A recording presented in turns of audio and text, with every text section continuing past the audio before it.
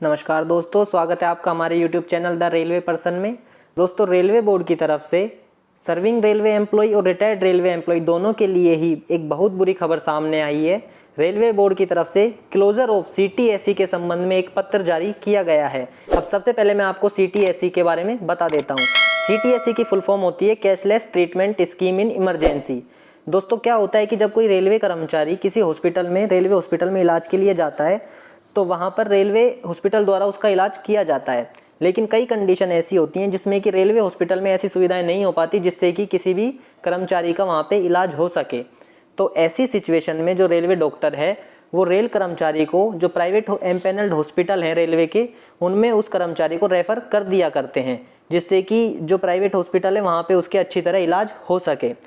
अब कई कंडीशन में क्या होता है कि कोई इमरजेंसी कंडीशन ऐसी होती हैं जिसमें कि रेल कर्मचारी के पास इतना समय नहीं होता कि वह रेलवे हॉस्पिटल में जाके अपना रेफरल करवा सके। तो ऐसी कंडीशन में रेल कर्मचारी क्या करता है कि जो एम्पैनल्ड रेलवे हॉस्पिटल हैं उनमें डायरेक्ट जाकर केवल उम्मीद कार्ड के माध्यम से ही अपना इलाज करवा लिया करता था। और इस सिचुएशन में रेलवे कर्मचारी को जो एम्पैनल्ड रेलवे हॉस्पिटल हैं उसमें कोई पैसा भी जमा नहीं करना पड़ता था, वो सारा खर्च रेलवे द्वारा ही उठाया जाता था।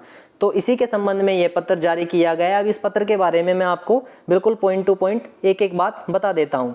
इसमें कहा गया है कि a pilot project for providing cashless treatment in emergency in private railway empanelled hospital was initiated as cashless treatment scheme in emergency. तो CTSE के माध्यम से पूर्व में यह योजना चलाई गई थी जिसमें कि कोई रेल कर्मचारी प्राइवेट एम्पैनल्ड हॉस्पिटल में जाके अपना इलाज करवा सकता है।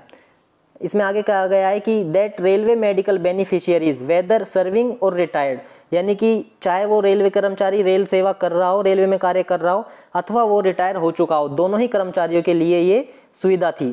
Can get admission in railway empanelled hospital under emergency condition, कि वो किसी भी रेलवे एम्पैनल्ड हॉस्पिटल में इमरजेंसी कंडीशन में जा सकते थे without referral on the basis of production of Umeed card CTSE card as an identity of railway beneficiary, कि बिना किसी रेफरल कार्ड के भी वो केवल उम्मीद कार्ड अथवा CTSE कार्ड के माध्यम से उस रेलवे एम्पैनल्ड हॉस्पिटल में जाकर अपना इलाज करवा सकते थे।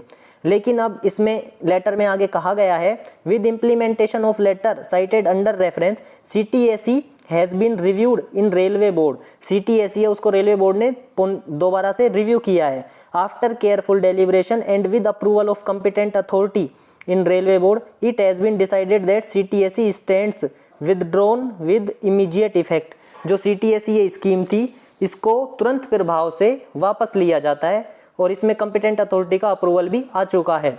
इसमें आगे कहा गया है कि it has also been decided that option for availing CTSE card facility in settlement document at the time of retirement death in harness be removed immediately। इसमें यह भी कहा गया है कि जब भी कोई रेल कर्मचारी रिटायर होता है तो उसके पास एक ऑप्शन होता है कि वह CTSE कार्ड फैसिलिटी ले सकता है। तो इस कार्ड फैसिलिटी को भी रेलवे बोर्ड ने तुरंत प्रभाव से बंद करने का निर्देश दे दिया है और जो भी रेल कर्मचारी अब रिटायर होगा उसको CTSE कार्ड फैसिलिटी का कोई भी लाभ नहीं मिलेगा। इसमें आगे यह भी कहा गया है it also has been decided that no refund will be issued to CTSE card holder for the amount that was deposited for subscription of CTSE। इसमें यह कहा गया है कि जो भी रेल कर्मचारी थे, रिटायर्ड रेल कर्मचारी थे, जो भी CTSE कार्ड होल्डर थे और उन्होंने यदि कोई अमाउंट भी उसमें जमा किया हुआ है तो वो भी अब उनको रिफंड नहीं होगा। तो रेलवे बोर्ड की तरफ से यह बहुत ही बुरी खबर है जो कि रेल कर्मचारी के लिए सामने है, क्योंकि रेलवे कर्मचारी के पास कई बार ऐसी इमरजेंसी कंडीशन होती है जिसमें कि वो रेलवे हॉस्पिटल में नहीं जा पाता है। कई कंडीशन ऐसी होते हैं या एक्सीडेंटल कोई कंडीशन होती है कि रेलवे हॉस्पिटल में जितनी देर में रेल कर्मचारी जाता है उतने में तो रेल कर्मचारी काफ़ी ज़्यादा हालत ख़राब हो जाती है, तो वो डायरेक्ट रेलवे हॉस्पिटल में जाके अपना इलाज करवा लेता था। लेकिन अब इस लेटर के आने के बाद अब वो डायरेक्ट उम्मीद कार्ड के माध्यम से रेलवे एम्पैनल्ड हॉस्पिटल में जाके अपना इलाज नहीं करवा सकता। उसको सबसे पहले रेलवे हॉस्पिटल में जाकर अपना रेफरल कार्ड बनवाना पड़ेगा, उसके बाद ही उसका जो एडमिशन है वो एम्पैनल्ड हॉस्पिटल में हो सकता है। तो दोस्तों, मुझे तो रेलवे बोर्ड की तरफ से ये जो लेटर आया है और ये जो आदेश जारी किए गए हैं ये रेल कर्मचारियों के हित में बिल्कुल भी ठीक प्रतीत नहीं होते हैं। और इस बारे में आपका क्या कहना है आप कमेंट में ज़रूर बताएं। और अगर वीडियो अच्छी लगी हो तो वीडियो को लाइक करें और अपने फ्रेंड्स के साथ शेयर करें और चैनल को भी ज़रूर सब्सक्राइब करें। मिलते हैं ऐसे किसी अगली इन्फॉर्मेटिव वीडियो में, तब तक के लिए नमस्कार दोस्तों।